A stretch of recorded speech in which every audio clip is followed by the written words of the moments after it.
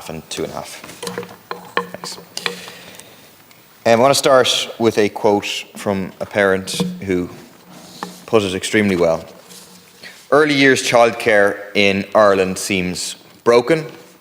The staff themselves are poorly paid and move frequently.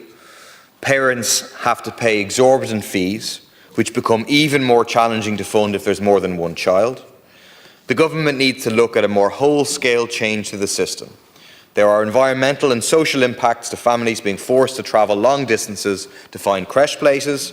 There are also gender-based inequalities, as women are often forced to reduce hours or take leave from work in order to make childcare affordable. This has a significant impact on long-term earning potential. They summed it up. The current model of childcare is utterly broken, and it's failing almost everybody involved. It's failing the workers, poorly paid, very high rates of turnover. It's failing the families who pray that they will find a place for their child, who sometimes can't find a place until they're 2 or until they're older, and are then faced with paying another mortgage or another 2 mortgages to pay. It's failing them, and I'll try and go into this later, at the moment, where because of the privatised model, effectively multiple creches, I know multiple creches in my constituency, and so I presume a significant number across the country, are saying to parents, we are going to opt out of the core funding, and we're going to hike your fees by 35%, 40%, 50% by an extraordinary amount, and are able to, like they have the parents over a barrel, they're able to hold effectively their children to ransom, and parents have no choice. It's failing many of the small operators who are really struggling in terms of all the things they have to do in order to access core funding, in terms of the pressure of the bigger operators and so on. The only ones it's working for is the big chains who are making enormous profits. Figures came out about that recently.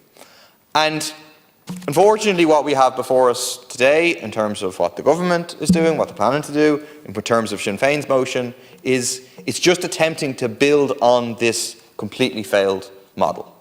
From the point of view of the Sinn Féin motion, we support it. Obviously, we'd welcome people's childcare costs coming down. But it just involves throwing more money at this privatised model and not getting to the root of the problem.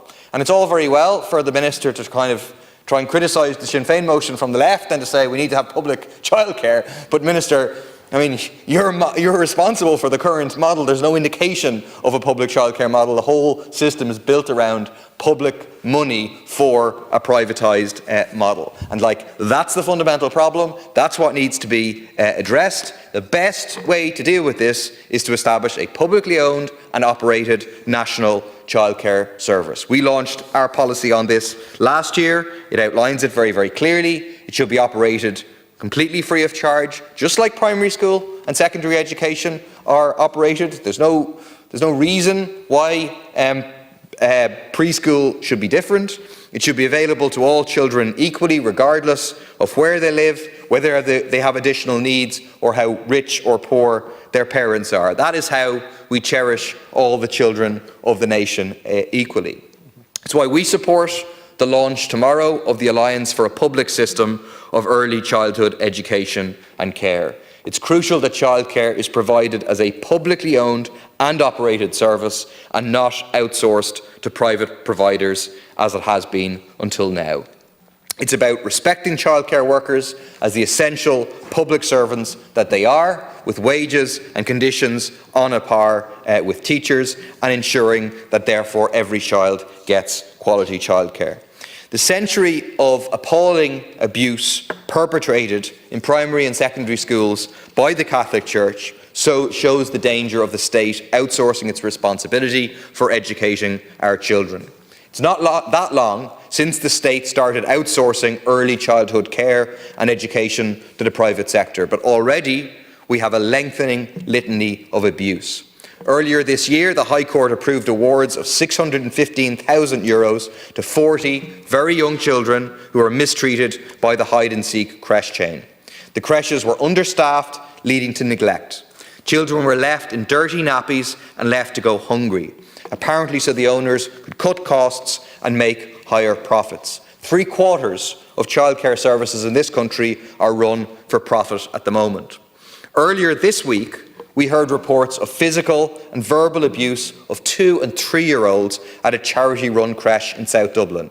Children's heads were slapped, their legs hit, a child with sensory issues was force-fed until they vomited, and tiny little kids were called abusive names. It would really make your heart break.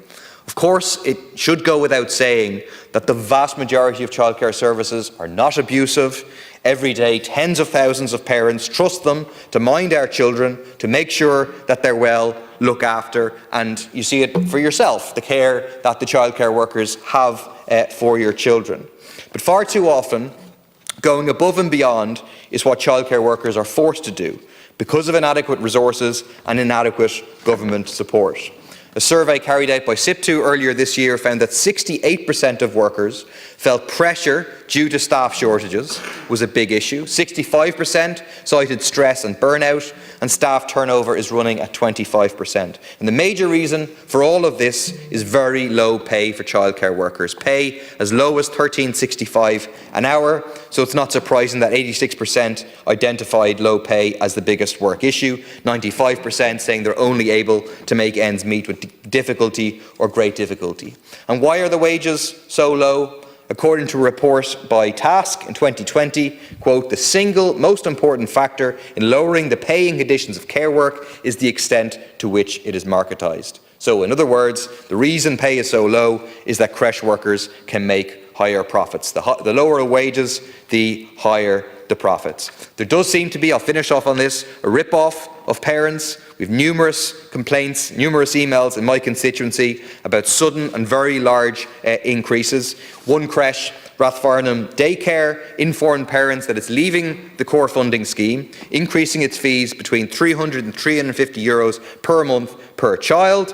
Sinn saying we don't have the money, this is why we need to do so. When parents looked at its accounts, they found €1.6 million had been paid to directors in 2022 and that over €200,000 had been declared in profit in 2023. And yet the Minister answers to say that they are still in the core funding scheme. It's another example of why we need a proper public national childcare service.